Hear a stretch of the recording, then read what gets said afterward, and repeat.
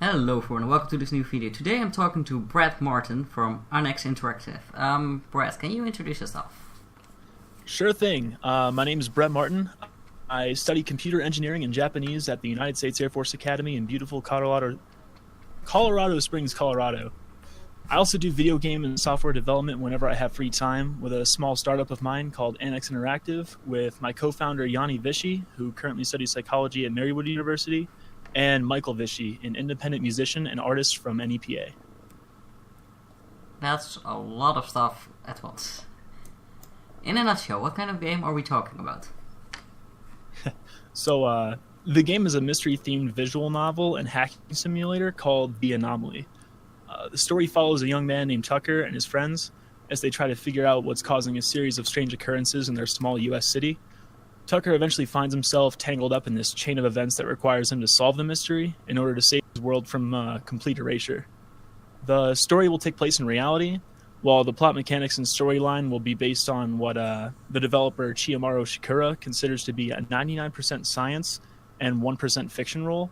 And this is all pretty much an effort to make the story seem closer to the player's sense of reality and believability. Why did you choose to make a game like this? So originally, Yanni and I wanted to make a futuristic platformer similar to something in the Mega Man series. I actually started working on the concept for the Anomaly a few years back on my own, but brought the idea up to Yanni as something we could work on as a part of Annexe. After long, the game ended up becoming our primary focus. And as far as the concept goes, I had been in talk with some close friends, Christian and Ethan, about cool ideas for a story. After, I had some frustration with not being able to come up with a good premise, so Christian gave me a good starting point and pretty much told me to try writing about an actual real-life phenomenon, or something along those lines, which gave me the idea to write about the hum, which is what the anomaly is based off of, and that's an actual real-life anomaly that science has yet to explain. And shortly after that, Ethan and I just narrowed down ideas for a plot, which has gone so many revisions that it hardly resembles the original narrative at all.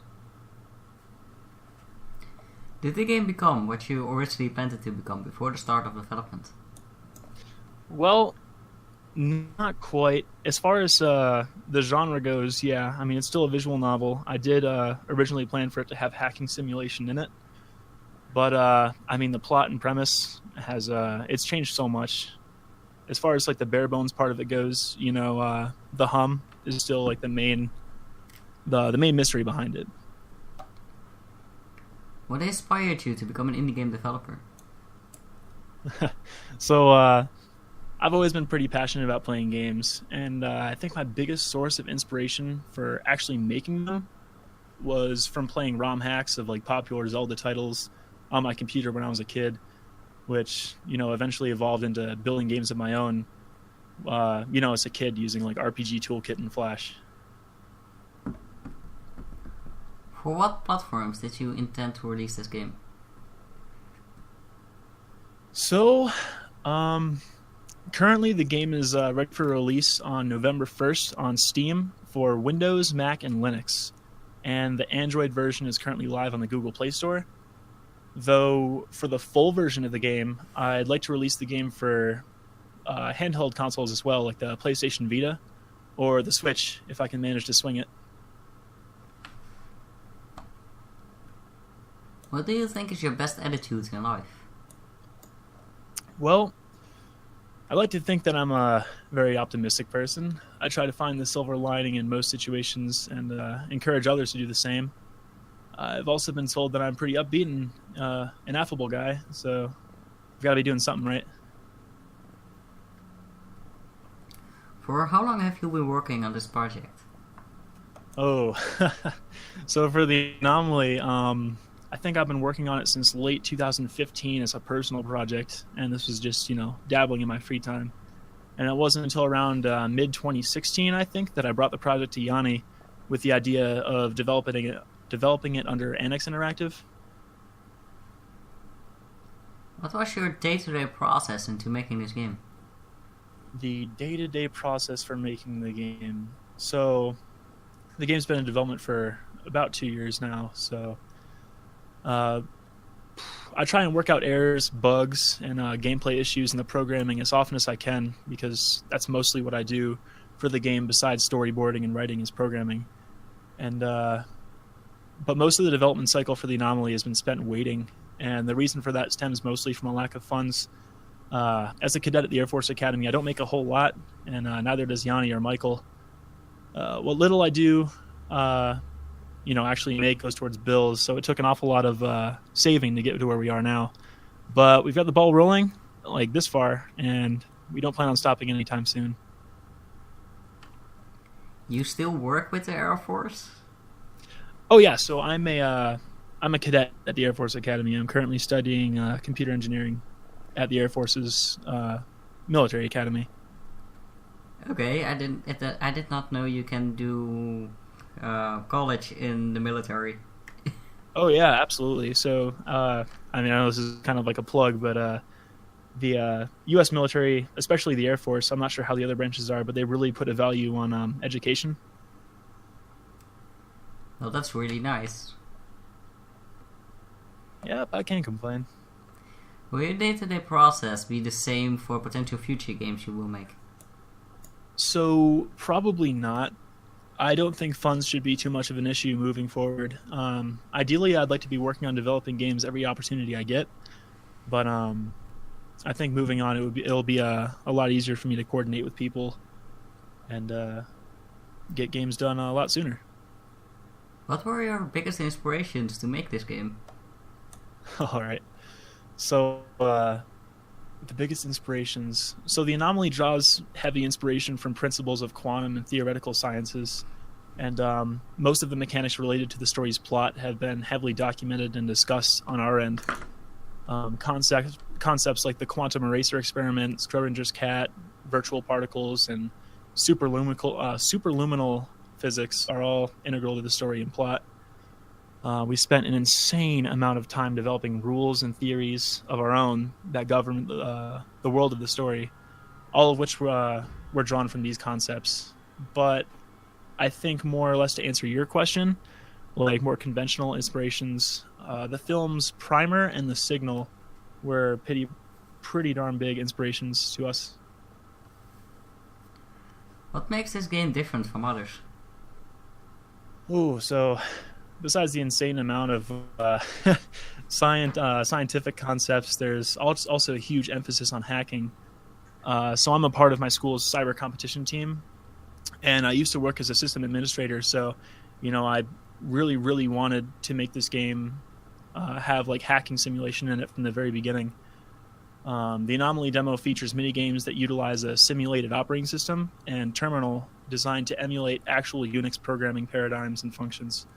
So, though the hacking minigames in the Anomaly have been simplified for the purpose of the demo, I do plan on including like a terminal mode in the full version of the game, where you can access it from the main menu, play through old minigame sequences, and also play through tutorials to familiarize yourself with Unix. What do you think is the most interesting part of the game? So, I'd like to say the story, just because I know Yanni and I have spent an insane amount of time just refining all of the plot elements, the storyboard mechanics and all of that. But, I am partial to the hacking minigame. I do think that's probably the most interesting part. What game engine are you using, and why did you decide to work with this engine? So originally I was going to start using Unity just because I've had some familiarity with that engine. But I eventually decided to go with RenPy for the demo, simply because it's super easy to use. It's very, very heavily documented in the support group online on like the Lemasoft forums. They're very helpful. I've actually spoken with the developer PyTom over private messaging. He's a really nice guy, so it's really nice having being able to be so close to the people involved with that engine. But for the final version of the game, I do think we are going to move over to Unity, just because you have fewer limitations than in RenPy. What setbacks did you encounter during the project, and do you feel like you learned anything from them? Well, I think probably our biggest, our most valuable learning experience that we've had from developing this game is to not rush things. I think a lot of the things we did earlier on in development were way too rushed, which led to a product that wasn't the quality that we wanted it to be. And we did run a crowdfunding campaign for the Anomaly about a year and a half ago, but it was so rushed. We had no marketing presence at all. We didn't have a demo out. We hardly had anything to work with. So I think in hindsight, we probably should have taken it a lot slower, which is what we're doing this time around, and it seems to be working pretty well. And will you restart the crowdfunding, or did you completely give up on that? So that's a possibility. It's entirely dependent on how well the demo is received. So only time will tell.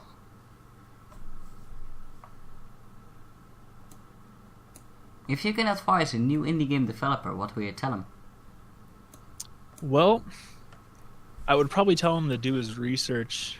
A lot of what I did, rushing into things, I think a lot of the mistakes that I made probably could have been avoided if I'd done a little bit more research. Since, the initial crowdfunding campaign, I have done a lot more research, and things have become much more transparent for me now. And I think that's, very important as an indie developer who wants to make a game that, will be well received. What do you feel is success for an indie game developer?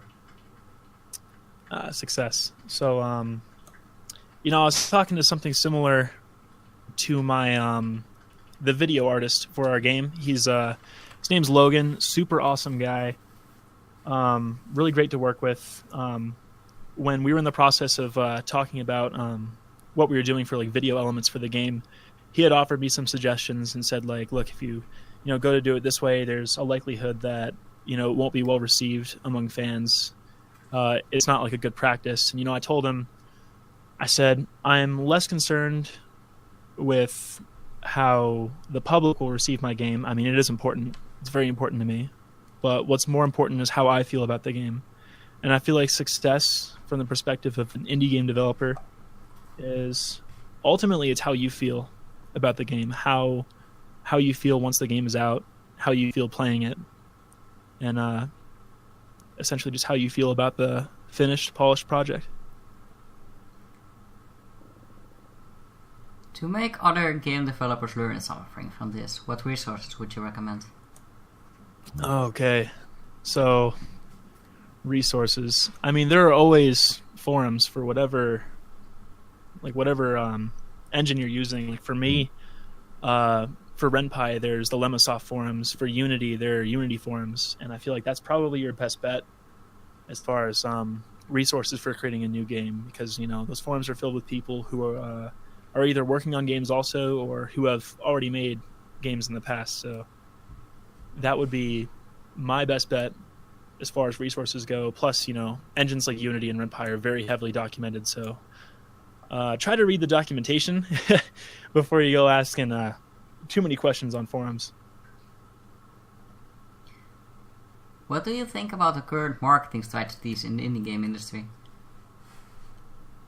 Well, to be honest, I'm not entirely sure what marketing strategies exist for the indie game industry. I've seen games like Shovel Knight, which I'm sure you can probably consider to be an indie game, and whatever they've done, it seems to work because that's an incredibly popular game now. Something that started out from an indie game studio, and it's become wildly successful. So I'd imagine if I were going to start anywhere as far as marketing strategies goes, I'd probably try to see what they did and emulate that. Where do you see the indie game market going in a few years? Well, it's hard to say. I know Steam has they've had kind of a wish-washy stance on indie games, particularly visual novels. So I think it more or less depends on the quality of the games coming out. So I like to look at it less from an industry standpoint and more from an individual standpoint. If a game's good, then it's good. As long as I know about it. I'd be more than happy to give it a shot if it's something I'm interested in. Which other indie game developers, if any, offered you any support or knowledge in creating this game? So I received some help initially from Kyle Tyner from Unwanted Studios. This is the studio that created No One But You, another visual novel, which is on Steam. But, I haven't spoken to him since. But the initial help that I got from him was, it was great. It was much needed. Is there a AAA studio you would work for if you could? Probably not. I mean, I like a lot of the stuff Square Enix is doing. A lot of the stuff coming out of Nintendo is great, but I don't think I'd want to work for a AAA studio. Why not? I don't know. It just doesn't seem like something I'd like to commit to. I like making games, but once you make it a work thing, like if that's your primary occupation, that's when it starts to become less fun and more like an obligation. Which game, that can be either indie or AAA, do you wish you had worked on? Ooh, doesn't matter what platform? Nope. Well, if I had the opportunity, I would have liked to have worked on some of the old Nintendo Entertainment System games. I've really got into assembly, 6502 assembly. I started out learning it with the MSP430, which is its own, assembly language. But 6502 is great. A lot of the games made for using that language include Atari games, NES games. I've been doing a lot of research with that, and I think that'd be really fun, to have been involved in. But it's much too late for that. Have you ever worked for other gaming companies? Yes. So Unwanted Studios, who I mentioned before, prior to, getting help from them before making the Anomaly, I also did some programming and some, soundtrack work for the game No One But You. And I did some minor programming for another game they made. I don't recall the name of it. I think it might be Warped Reality, but I don't believe I was credited for that one.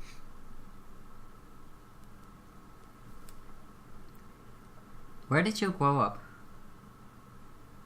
So, I grew up in Scranton, Pennsylvania, which is, northeast United States, pretty close to New York. What were your childhood interests? Ooh, so, I was always into computers. I was always taking apart electronics and putting them back together, which is pretty fitting considering, I'm trying to be an engineer right now, but, building things mostly. I liked being outside too, but I don't know. I felt like I was pretty well-rounded in my interests. What is your favorite video game of all time? Ooh, of all time, that's a tough one. Probably have to be either The Legend of Zelda Majora's Mask or Mega Man X.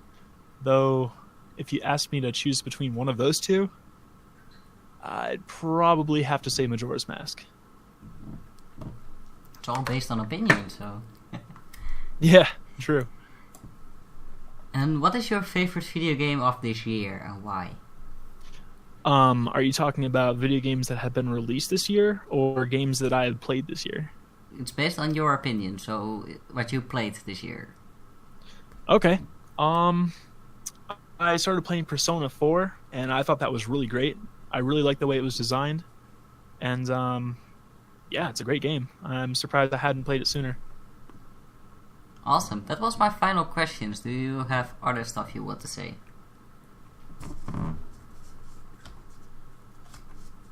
I'm sorry, could you repeat that again? That was the final question. Do you have other stuff you want to say? Nope.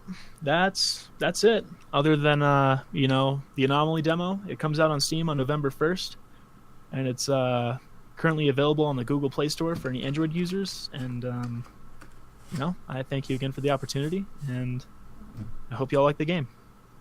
And for all the viewers, the links to all the social media and game pages will be in the description below.